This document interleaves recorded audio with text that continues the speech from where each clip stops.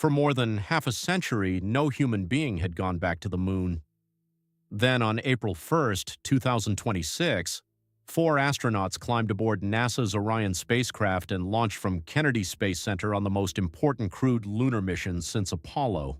This was Artemis II. Not a landing, not yet. This was the proving flight. The mission that had to work before humans could live, work, and one day build a lasting presence near and on the moon.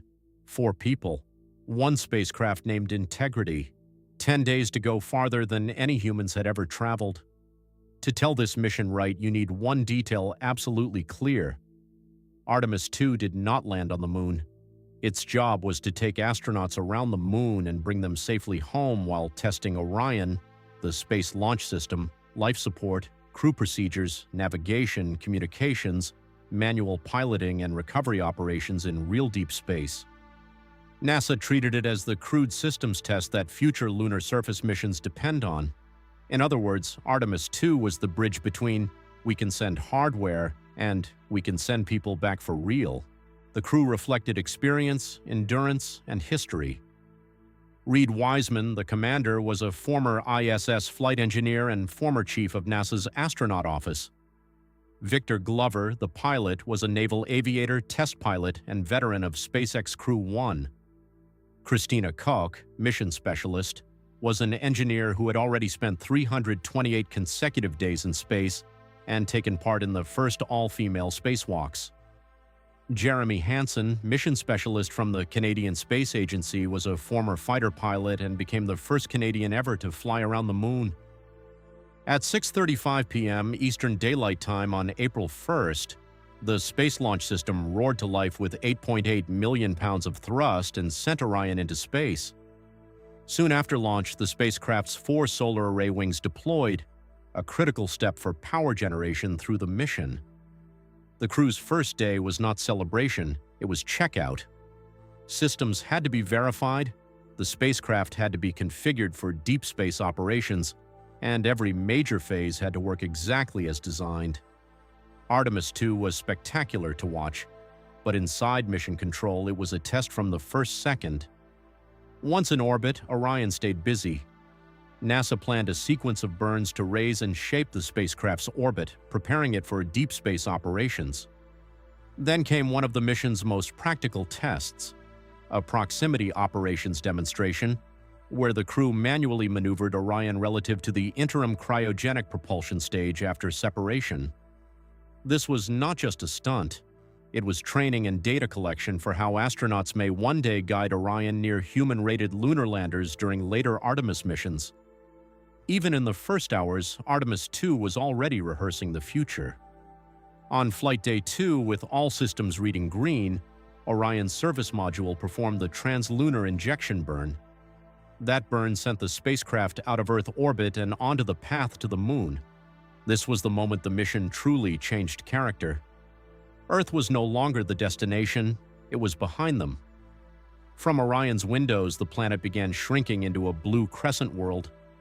From inside the cabin, the crew continued evaluating life support, power, propulsion, navigation, and the practical reality of living together in a small spacecraft headed into deep space.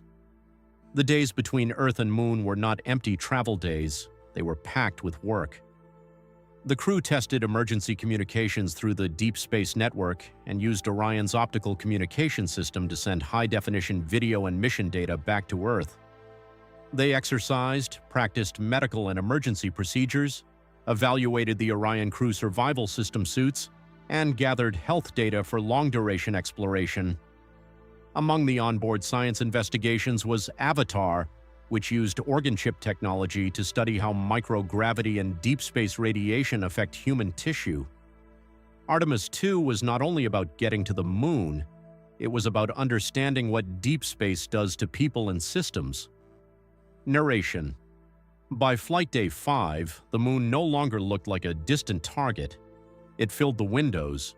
Mission Control delivered the crew's final science targets for the flyby, including landmarks such as Orientala Basin and Hertzsprung Basin. The team reviewed how to photograph them, how to compare them, and when to observe them. This was a human geology mission as much as a flight test. The crew were not just passengers, they were trained observers, preparing to describe shape, texture, brightness, color, and shadow across the lunar surface in a way cameras alone cannot fully replace. On April 6th, Artemis II passed a line that no human mission had crossed before. The crew surpassed the record set by Apollo 13 and went farther from Earth than any people in history.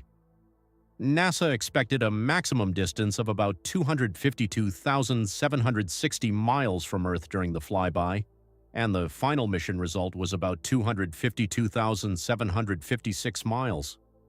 That difference is small. The meaning is not. For the first time in generations, human beings were back in deep space, farther out than Apollo had ever carried them. Artemis was no longer a plan, it was a lived experience. During the flyby, Orion came within about 4,067 miles of the lunar surface. From that distance, the moon filled the astronauts' view like a nearby world instead of a distant object. NASA said the crew could be the first humans ever to see some parts of the moon's far side with the unaided eye. They photographed places like Vavilov Crater, observed the eastern edge of the South Pole Aitken Basin, and examined terrain shaped by ancient impacts, lava flows, fractures, ridges, and the long shadows of the Terminator, the boundary between lunar day and night. When Orion emerged from behind the moon, the signal returned and another iconic view appeared. Earthrise, home, but now fragile and small. One released image showed Earth as a delicate crescent, glowing beyond the lunar horizon. Another showed Earth and Moon in the same frame, both shaped by the same sunlight, revealing the geometry of the Sun-Earth-Moon system from deep space. These were not just beautiful pictures, they were perspective machines. Artemis II reminded everyone on Earth that from the Moon's neighborhood, our planet does not look powerful. It looks precious. Near the end of the observation period, Artemis II entered a solar eclipse unlike anything people on Earth could experience from the same angle. From Orion, the moon fully blocked the sun for nearly 54 minutes. The crew observed a glowing halo around the dark lunar disk while stars became visible in the background. In some official imagery, nearby planets were visible too. NASA noted the halo may reflect the solar corona, zodiacal light, or a combination of both. The astronauts also reported 6 meteoroid impact flashes on the darkened lunar surface. Even in silence, the moon was active. The astronauts did more than look. They described what they saw. They compared brightness, color, texture, topography, and shadowing across the lunar surface. They documented terrain along the Terminator, where low-angle sunlight creates conditions similar to the lunar south polar regions, targeted for future exploration. They captured more than 7,000 images and discussed their impressions with science officers soon after the flyby, while the details were still fresh. They even proposed names for 2 craters, one honoring their spacecraft integrity, another honoring Wiseman's late wife Carol.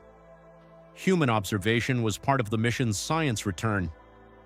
After the lunar flyby, Orion exited the moon's sphere of influence and began the long fall back to Earth. The crew held a ship-to-ship call with astronauts aboard the International Space Station, debriefed with science teams, rested in staggered shifts, and began preparing the cabin for re-entry.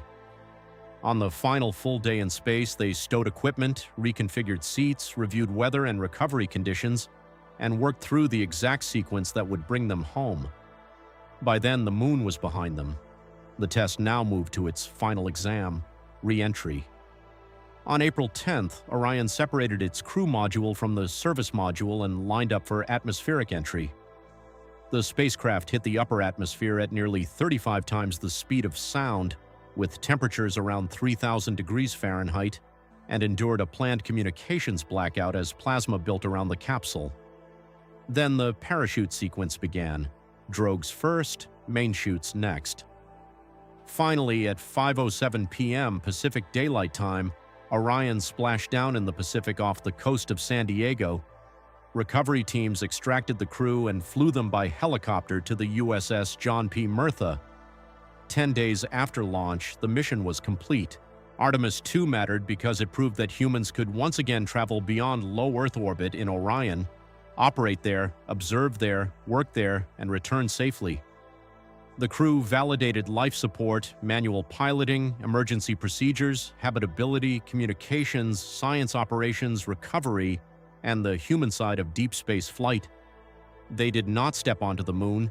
They did something more foundational. They reopened the route.